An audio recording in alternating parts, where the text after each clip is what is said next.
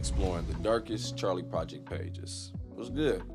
How your day going? How your morning, evening, night, whenever you're watching this video? Not about to tuck your ears off, about to jump right to the video. Hey, if you want to check out the original, link will be in the description below, but let's go. How do you lose your lighter sitting down? Not this one, my other one.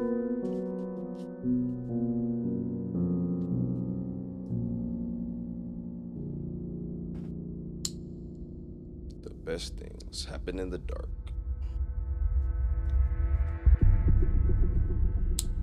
Founded by Megan Good, the Charley Project is a website that profiles over 14,000 missing people, mainly from the United States.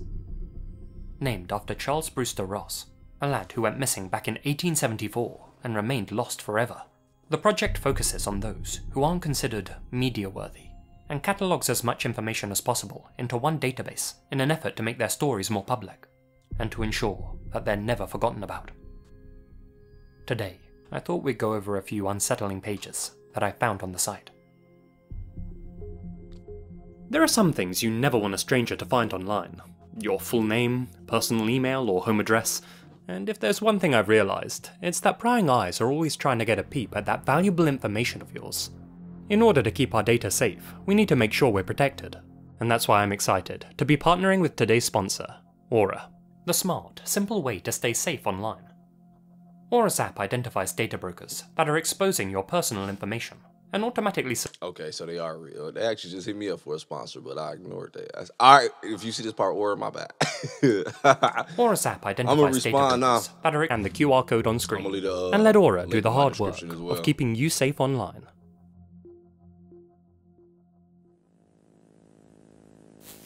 What happened to Angela is the greatest mystery which has never been solved. Here's what we know for sure. She was young, she was pregnant, and she was abducted.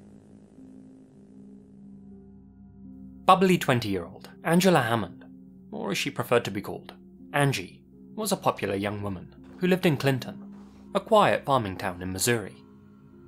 The kind of sleepy place where danger feels a million miles away. By all accounts, Angie was beloved by everyone who knew her, though nobody loved her more than her best friend and fiancé, Rob Schaefer. The two young lovebirds were expecting their first child together, with Angie being 4 months pregnant at the time of the incident. On April 4th, 1991, Angie dropped Rob off at his home after a wiener roast in Montrose. "That was at about 10 o'clock, said Rob during an interview. I was going to meet her back uptown as soon as my mom got home. I was watching my little brother at the time. And she called later on that night.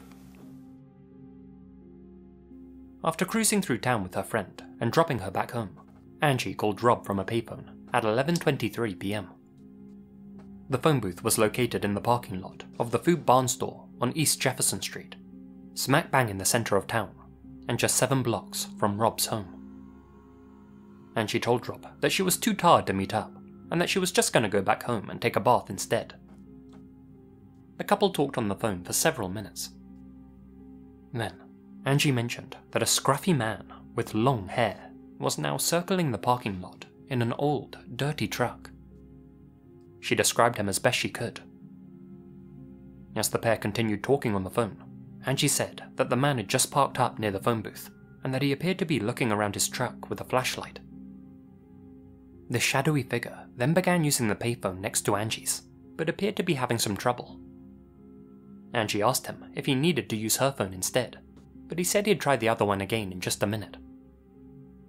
Hearing all of this through the receiver concerned Rob, who could detect the mounting distress in his fiancée's voice. And that concern turned to outright panic when he heard Angie's screams on the other end of the line. In the background, Rob heard the voice of a man say, "I didn't need to use the phone anyway."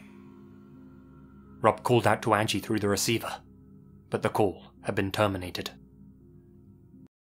Canva whiteboards? Yeah, really get our ideas. Go back In the background, Rob heard the voice of a man say, "I didn't need to use the phone anyway." Rob called out to Angie through the receiver, but the call had been terminated. Without hesitation, Rob jumped into his car and drove to the food barn parking lot. but as he sped through the town, he passed a green pickup truck and heard Angie screaming his name from inside it. Throwing his car into reverse, Rob spun around and began pursuing the perp's vehicle on 2nd Street and Culvert Drive. But this car chase only lasted for about a mile. In a cruel twist of fate, Rob's transmission failed, and his car came to a slow standstill. All he could do was watch as the truck carrying his fiancée away disappeared into the blackness. "My car started dying as I was making my right turn," said Rob. "This guy turned off to the right. All I saw was his brake lights and dust." Rob managed to flag down a passing driver and begged her to follow the truck. Unfortunately, she refused, and instead drove Rob to the police station at around midnight. There, he reported what had just happened to Angie. The suspect was described as a disheveled white male between the ages of 20 and 35, wearing glasses, overalls, and a dark-coloured baseball cap. Despite a thorough search of all of the local towns by both lawmen and civilians, no trace of Angie could be found anywhere. It was clear very early on that the only hope of finding the young woman was tracing the vehicle she had been taken in. According to Rob, it was a late 60s or early 70s model, two-tone green Ford F-150. The back window was completely covered by a decoration of a fish jumping out of water.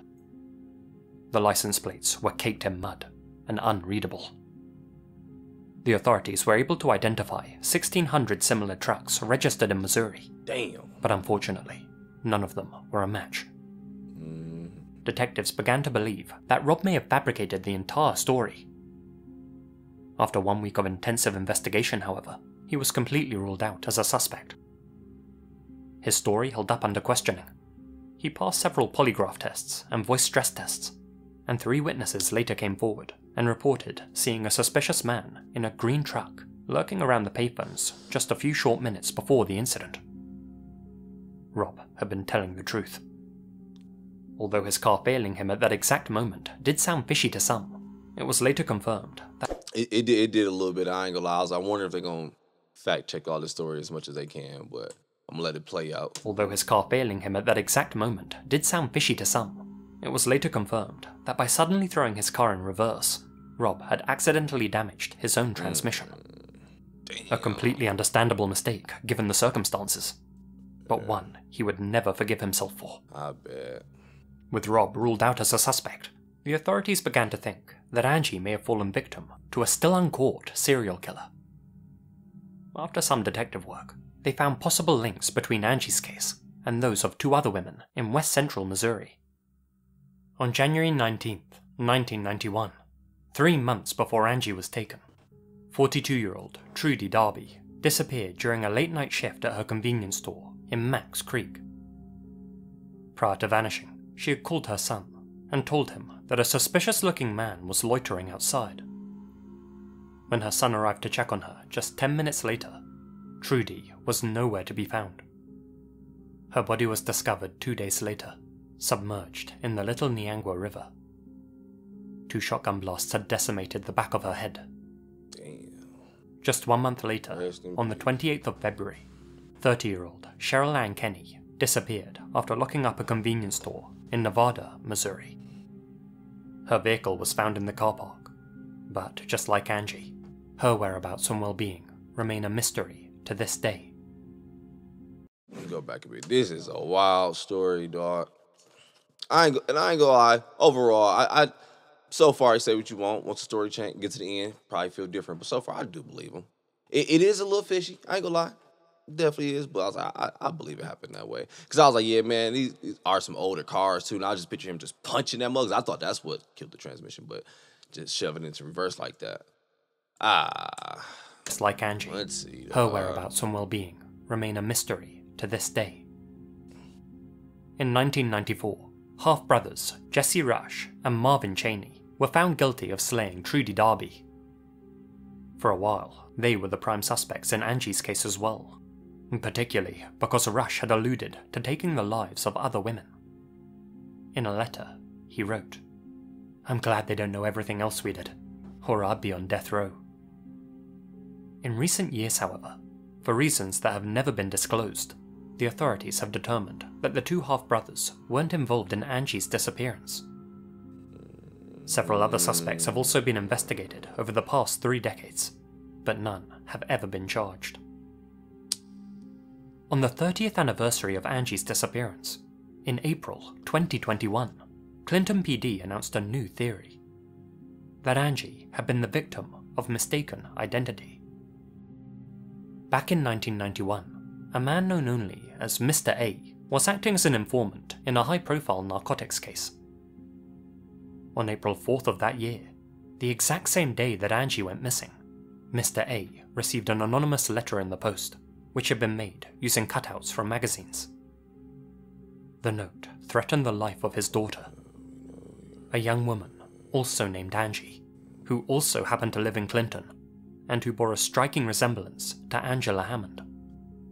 Damn. Referring to Mr. A by his court number, the letter read as follows: "Hello number.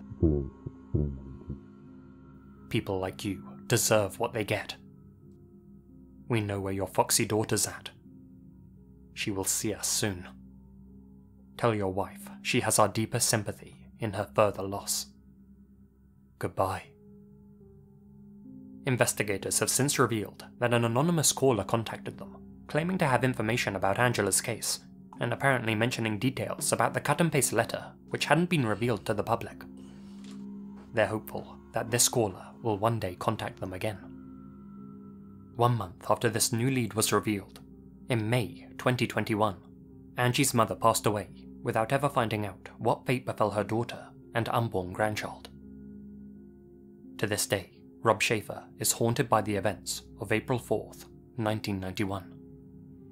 The image of watching the perp's vehicle get further and further away, with him powerless to do anything, is one that will never leave his mind. The beginning's the hardest. Because you know you were close enough to get them. But you just didn't get the job done. 2 months after Angie was taken, Rob joined the National Guard. He's now in his early 50s and has a family of his own, but still maintains contact with Angie's living relatives. That's what's up. That's what's up. They That's all what's hold up. out hope that one day her case will be marked as resolved on the Charley Project. Damn, man. Yeah, once he just really got to speaking, you can see it in his eyes. I was like, man, he looked defeated. He still. In 1999, Paul Skiba was a 38-year-old business owner and father. After a messy divorce with his ex-wife, Michelle, Paul had agreed to a shared custody agreement in which his daughter, Sarah, would spend every other weekend with him at his home in Thornton, Colorado. There, Paul lived with his on-and-off girlfriend, Teresa Donovan, a woman who had just given birth to a son. She claimed that the baby was Paul's, but he had his doubts. Wait, that the After baby all, was what? She claimed that the baby was Paul's. Oh, it was Paul's. But he had his doubts. After all, it wasn't unheard of for Paul to come home from work and find that Teresa was next door, partying with the neighbor. This late-night partying continued even after the baby was born, and Paul would sometimes return and find that his daughter, Sarah, was taking care of the newborn, while Teresa was out and about who knows where. Paul confided in his closest friends that he planned to kick Teresa out of the house. But before he did so, he needed to have a paternity test conducted. If the baby truly was his, he was planning to sue Teresa for full custody. On the morning of Sunday, February 7th, Paul took his 9-year-old daughter Sarah along with him to work. Paul ran a moving company, tough movers, and he figured that for Sarah, a day at the store with her father was better than a day spent with Teresa. I hear that. The pair drove to the store in Westminster, where they met up with Paul's employee, Lorenzo Chivers. At 5:30 p.m, a moving job was scheduled, and all three of them hopped into one of Paul's large moving trucks and set out to the client's house. They were last seen at approximately 6 p.m. in Morrison. Later that evening, Teresa called Paul's mother, Sharon, and informed her that Paul and Sarah hadn't returned home. Teresa, Sharon, and Sarah's mother, Michelle, all placed separate calls to the authorities, and filed missing persons reports. And here we go, huh? Teresa, Sharon, and Sarah's mother Michelle all placed separate calls to the authorities and filed missing persons reports. The following day, one of Paul's employees, Jerry Bybee, arrived for work at Tough Movers. He noticed that one of the trucks in the lot had been parked in an irregular fashion, front first and crooked. Paul was a neat freak, recalled Jerry Bybee. So I'm thinking, oh, I can't wait to hear why the truck's parked like that, because Paul would have a story. Realizing that his boss wasn't inside the store, Bybee went to inspect the poorly parked truck. To his surprise though, the lock on the front gate to the lot had been changed. When neither Paul nor Lorenzo showed up for work that day, Bybee called the police. On February 11th, 3 days after they had gone missing, an officer finally showed up at Tough Movers to investigate. He meandered through the parking lot, half-heartedly looking around the area, and even stepped in a suspicious puddle of oil on the ground. According to Jerry Bybee, who was showing him around, the officer, quote, destroyed more evidence than he was willing to look at. That same afternoon, a close friend of Paul's, Rich Lesmeister, learned that his pal had gone missing and decided to take matters into his own hands. Both he and his wife climbed the fence to the store's parking lot and inspected the misparked truck for themselves. To their horror, they found bullet holes in the side of the vehicle. There was also a noticeable blood smear running along the exterior. Inside the van, right by the windshield, they found a piece of a human scalp, along with multiple clumps of hair. A DNA test revealed that the portion of scalp belonged to Paul, and that the hair belonged to both him and his daughter, Sarah. No physical matter belonging to Lorenzo was found anywhere inside the vehicle. Despite the fact that a worryingly large piece of Paul's scalp was found in the truck, detectives initially theorized that the whole scene had been staged, and that the newly divorced father had run away with his daughter, Sarah. Lorenzo, they figured, was an accomplice. However, they soon realized that the amount of blood in the van suggested something more sinister had happened. Paul, Sarah, and Lorenzo were almost certainly dead. Several of the lakes around Denver were searched, but the bodies of the 3 victims have never been found. In the eyes of the investigators, Paul was likely the intended target, with Sarah and Lorenzo simply being in the wrong place at the wrong time. Their moving truck had probably been ambushed when they returned it to the lot, and was then used to transport their remains. One thing the investigators noted was that the truck's 3x10 foot loading ramp was missing from the vehicle, as were the straps and moving blankets. Those missing items seemed to suggest that the victims had been strapped to the ramp like a stretcher and dumped in some unknown location. But what could have possibly been the motive in this case? Why would somebody want Paul out of the picture? Well, several articles have suggested a possible reason. As mentioned, Paul was planning to have a paternity test conducted to determine whether the son he was raising with Teresa was truly his. After Paul's disappearance and presumed demise, Teresa sued Paul's mother Sharon for all of his assets. In her words, Paul would have wanted his son to have everything, especially since his daughter Sarah was now gone too. In response, Sharon asked to have a DNA test performed on the baby. That way she'd know if he really was Paul's son. Teresa refused. It also came to light that Teresa's brother, Tom Donovan, was a former employee of Paul's, but wound up being fired by him shortly before this whole incident took place. Tom went on to say that he was glad Paul was dead, and that he wanted to shoot Paul's mother too. To make this web of connections even more complex, Teresa and Tom's sister, Bobby Jo Donovan, was also dating Lorenzo. They lived together with Lorenzo's son, Josh. On the night Lorenzo failed to return home from work, Josh called up his grandma and said that he was worried about his dad. Bobby Jo took the phone from him and told the grandmother that, quote, something terrible had happened to Lorenzo and he wasn't coming back. Josh went to stay with his grandma for a while. When they returned Man, a this few the days later, wildest damn story I ever heard in my life, dog. My bad, dog. I'm all on my cord. It's just messing up my damn audio in my ear. But I ain't gonna lie, dog. This is the wildest story I've ever heard, at least I think, man. And the thing that's really getting me is how these connections keep on happening. Like, oh, but this person was connected to this person was connected to that person. Don't get me wrong, not saying that automatically makes it that's the case right there. That's what happened there. But it feels like someone is giving me a puzzle. Like, look, all right, you solving it. It's a lot connected to it, but at the same time, I can already tell before I finish this puzzle, there's gonna be a shit ton of pieces missing, ain't it, dog? But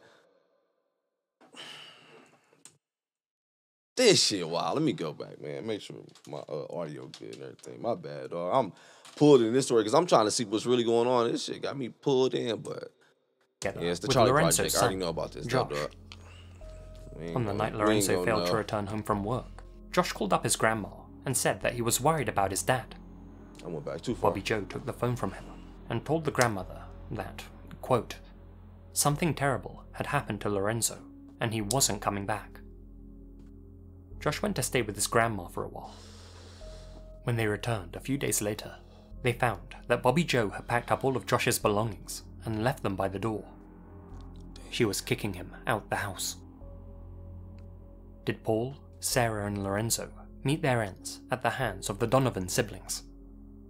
Were the three of them after Paul's assets, or was Paul targeted for another reason entirely? Since no leads have ever been seriously pursued in this case, likely because of police incompetence, we'll probably never know for sure. But many people, since no leads have ever been seriously pursued in this case, likely because of police incompetence, we'll probably never know for sure. But many people have their suspicions. As for the three missing persons, they remain unaccounted for, and nobody has ever been charged in connection with their disappearances.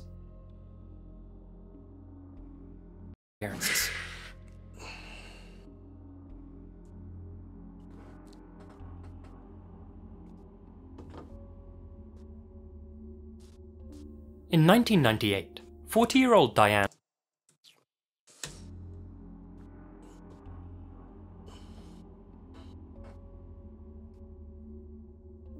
In 1998, 40-year-old Diane Auguste was living in the sunny city of Odessa, Florida.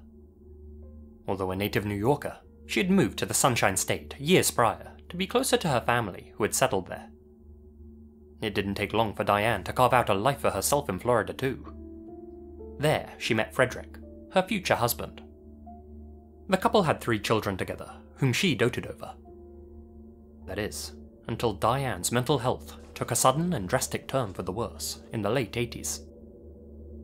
She was diagnosed with bipolar disorder, which only worsened over time. Dang. Her unpredictable episodes took a toll on all of her relationships, and by 1991, her marriage collapsed, with Frederick taking full custody of their kids. This led to Diane self-medicating with booze and other substances. Hey, mental ish like that scares me, man. You know we gotta talk about it every time, man. I ain't really been talking this video anyway, though. This is my video. Forget you. Hey, when we watch them type of stories with the mental, they're the ones that get me because it can just happen like that any moment, man. And the thing that the thing I fear from it is I legit don't think I'll be aware of it to the point where it's like, yo, I understand something's taking over my brain or whatever, to the point where I understand. I do see that I'm being a dick to everyone around me and I'm crazy as shit, dog. But no, I really believe that fact where it's like, yeah, to you, everything just still feels normal. Like, you're just living normal. Like, what you mean? I'm not crazy. Y'all weird. Man, the mental ish be killing me, dog. Tell me I can just one day wake up, oh, this is your new life. Here you go. Oh, don't nobody know how to fix it neither. Oh, but you can take all these damn drugs if you want. Her marriage collapsed, with Frederick taking full custody of their kids. This led to Diane self-medicating with booze and other substances. Over the next few years, her life continued to unravel. She fell in with a rough crowd, began committing minor offences, and eventually was sectioned in a mental health facility against her will. Following her release from the institution, Diane moved in with her sister, Deborah, in nearby Hudson. But just 2 weeks later, Diane vanished from the face of the earth entirely. Which brings us neatly to her entry on the Charley project. Diane disappeared on April 10th, 1998. That morning, her sister Deborah went to a doctor's appointment. When she returned, Diane was gone. It's believed that she left the apartment at approximately... Oh, I'm turning this heater on, though. I'm cold. Turn that bitch on high, boy. Let me go back a bit. Diane disappeared on April 10th, 1998. Oh, my little skinny ass up here. Shake it, dog. I'm trying to keep warm, dog. Let me go back. Oh, let me not mess this up. I'm hitting stuff, man. All right, there we go. We good. Diane disappeared on April 10th, 1998. That morning, her sister Deborah went to a doctor's appointment. When she returned, Diane was gone. It's believed that she left the apartment at approximately 11 a.m.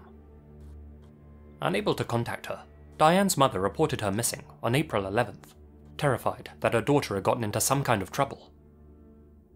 The same day the missing persons report was filed, the bartender at the nearby Hayloft Tavern reported that Diane had come in for a few drinks, but that he had to cut her off after she started walking in circles. Afterwards, a motorist reported seeing Diane walking north on US Route 19, very close to New York Avenue. That was sometime between 3 and 4 p.m. Those were the final confirmed sightings of her. An unconfirmed sighting was also reported at the Coral Sands Motel, only half a kilometer from New York Avenue. Detectives tried to track Diane down along US 19, but couldn't find a trace of her anywhere. 3 days later, on April 14th, somebody made a call to Diane's mother. Nobody was at home at the time, but the caller left a message. When Diane's mother returned, she listened to the voicemail that had been left for her, and the words that poured out of the machine would haunt her for decades. "Help! Help! Let me out!" The voice was unmistakably Diane's, terrified and shrill. Her plea was interrupted by the sound of rustling, as if someone was wresting the phone from her grasp. A second voice could be heard screaming, "Hey, give me that," before the message abruptly ended. Diane's mother tried returning the call, but nobody picked up. After checking the caller ID, investigators learned that the call had come from a place listed as Starlight. The exact location of Starlight has never been uncovered, or at least never disclosed by the authorities, though a few businesses with that name have been identified near Odessa. That includes the Starlight Lounge, now called Teresas, a gentleman's club in Tampa that was known to have a dodgy clientele. It was used as a hunting ground by serial killer Bobby Joe Long back in the 80s. There was also the Starlight Barbershop in Largo and a Starlight Ballroom in Clearwater. Others have theorized that the call may have been placed from the Starlight Motel in Port Richey, and that Diane had been taken there by people she knew. What happened to her after she placed that call remains a mystery. The same day that the voicemail was left, a local woman was walking along US 19 when she came across a, quote, joke finger resting on the roadside. Thinking that was odd, she later mentioned it to her boyfriend. The following day, he drove out to take a look at the object himself. He found it lying right where his girlfriend said it would be, though upon closer inspection, his worst fears were confirmed. His girlfriend hadn't found a joke finger after all. It was the real middle finger of a human being, severed at the first knuckle. A DNA analysis confirmed that the body part did indeed belong to Diane.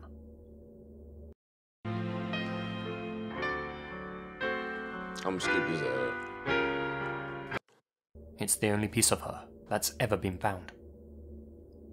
Experts determined that the appendage hadn't been removed cleanly and may have been detached after being slammed in a car door. Damn. It's unknown whether it was left by the roadside deliberately or not. However, the location where it was found raised two possibilities. That Diane was forced into a vehicle as she walked US 19, and that she lost her finger as the door was slammed shut. Or that her finger was removed at some point thereafter, perhaps as punishment for making her desperate final phone call, and was then discarded along the same road she had last been seen. Later that week, on April 18th, Diane's home in Odessa was saluted. It's unknown whether this was related to her disappearance, or if it was a mere coincidence. That same day though, the manager of the totally convenience store in Odessa opened up one of the outdoor freezers behind the building. Inside, she found a pile of neatly folded clothes. Since the manager knew who Diane was, she immediately recognized that the clothes belonged to her. This was quickly confirmed by Diane's sister, Deborah. According to the manager, she had last inspected the freezers 3 weeks prior, and as such, the clothes could have been placed inside at any point since then. Why they had been left at a store that Diane frequented and not destroyed remains unclear, but it seemed as if whoever had left them there wanted them to be found. Following the discovery of Diane's clothes, the case seemingly hit a dead end, and the media stopped reporting on it completely. It appeared as if it were destined to go cold. But with this being Florida, one should always expect the unexpected. Shit, for real. On November 25th, 2000, more than 2.5 years after Diane disappeared, and just one day after a local newspaper ran a story on her case, there was a surprising development. A customer at a Circle K in Pasco, Florida, found a clear Ziploc bag at the store's lottery counter. On it, in black permanent marker, someone had written, Diane. That customer just so happened to be the girlfriend of Diane's brother. After opening the bag... Hold up, so that was the girlfriend of Diane's brother and just found this bag. Alright, let's see. The girlfriend of Diane's brother. The girlfriend of Diane's brother. After opening the bag, detectives found black eyeliner, pink lipstick, Taboo perfume, and a tube of generic brand toothpaste. The items were all brands that Diane frequently purchased, and the toothpaste was the same kind provided by her mental health facility. And yet, despite checking through the store surveillance footage, no meaningful leads presented themselves. It's unknown who left the bag at the store, or why, but given that it was discovered by a close contact of Diane's the day after a front-page story of her ran in the local paper, some speculate that it may have been left there by her family, a way for them to reignite the search for their missing relative. So let's talk suspects. Well, this won't take long. The only suspect to ever be publicly named was 52-year-old Gary Evers, the co-manager of the Coral Sands Motel, the location of Diane's final unconfirmed sighting. The authorities have never announced why exactly they considered him a person of interest. He didn't have a record at the time of Diane's vanishing. However, on June 27th, 2000, two masked individuals tried to rob the Coral Sands Motel. One of them struck Gary's girlfriend in the face. In a fit of rage, Gary Evers later confronted one of the men who he thought was responsible, a man called Todd Kramus. With his trusty 9mm in hand, and in front of a group of witnesses, Gary unloaded 2 clips into Todd's face. Damn. As it would turn out, Todd was innocent. Gary was sentenced to life behind bars for Todd's murder, and he passed away in prison in 2012. He was never officially charged in connection with Diane's disappearance. Possible links have since been made between Diane's case and that of 2 other missing women in the Pasco County area, Rhonda Ann Brown in January 2000 and Kathleen Wanda Hesega in October 2002. All 3 women were heavy drinkers, and all 3 women were last seen walking along the roadside. It's unknown whether they all fell victim to the same unidentified killer or not. But then again, there are a plethora of unanswered questions related to this case. We can only hope that in the near future, Diane's family are given the closure that they so desperately crave, and that her page on the Charley Project can finally be marked resolved. So, those were just a handful of pages from the Charley Project. Man, I ain't lie here, because that last one definitely left a lot of questions, man. But look, doggy bone, I'm about to go ahead and get up out of here. About to head to my pot in the crib, man. With this one, hey, I told you I knew about the Charley project. It's no closure. I already knew it wasn't gonna be too much chit-chatting, man, because it's just gonna be just us sitting there playing the what if game, but how come this, but that person XYZ? I know, I get it, dog. But there's no closure, so just gonna be guessing. Being armchair true crime investigators. Only thing I can do on this one is definitely give my biggest piece to the families, the ones who fell victim to this ish. I'm about to go ahead and get up out of here and enjoy my day. Hey, you do the same thing. Enjoy your day, your morning, evening, night. Whenever you're watching this video, dog. But I'm out.